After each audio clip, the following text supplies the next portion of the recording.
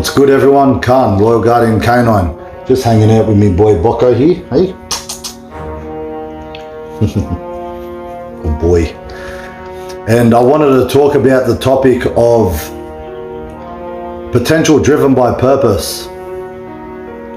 And I wanted to talk about it because it's a conversation that's come up several times over the last couple of days to a few different people that I've been speaking to. And the way I look at it, in today's society, we have an ever-increasing number of people suffering from different kinds of mental health issues. And they all seem to have a few things in common. People who lack the ability to build their own self-esteem and their own confidence. They all seem to be lost within their own life, of course lacking purpose.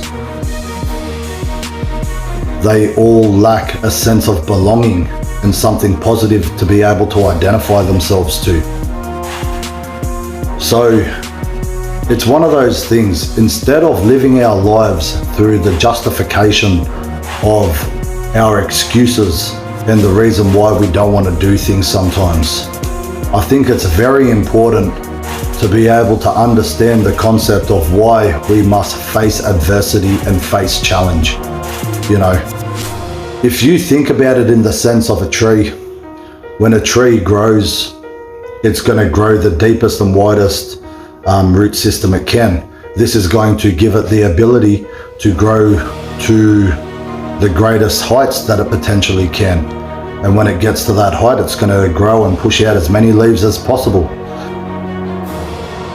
If we talk about a lion that lives out in the savannah, the lion understands that it has to be a service to the rest of its family, to the pride.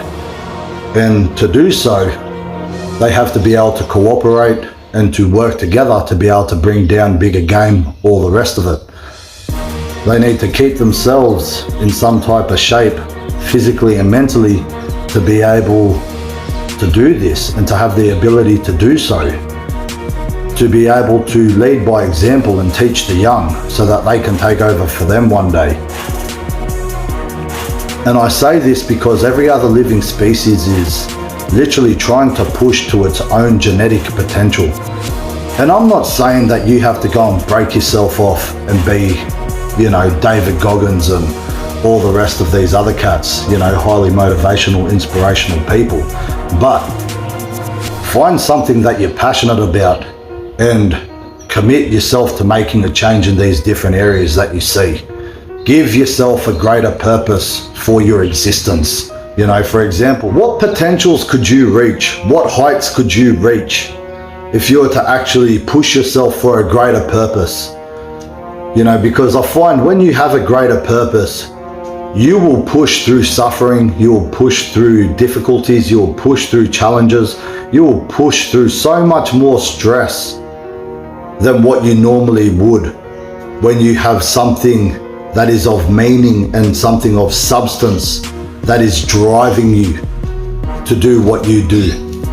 Mine is at the moment creating better humans for our dogs. And I get it, none of us are perfect. And I want to be able to share the information that I have that could help with this, you know, and also create better humans for the people that we love and care for. Be the person that you wish you had when you were younger, you know, instead of trying to find this through all these different external sources. I'm a strong believer that the answers always lie within, but it's up to us to be able to face the adversity and face the challenges that are going to allow us to find the answers and to bring this out in us. But could you imagine these different species and living beings on this planet having the state of mind that so many humans have?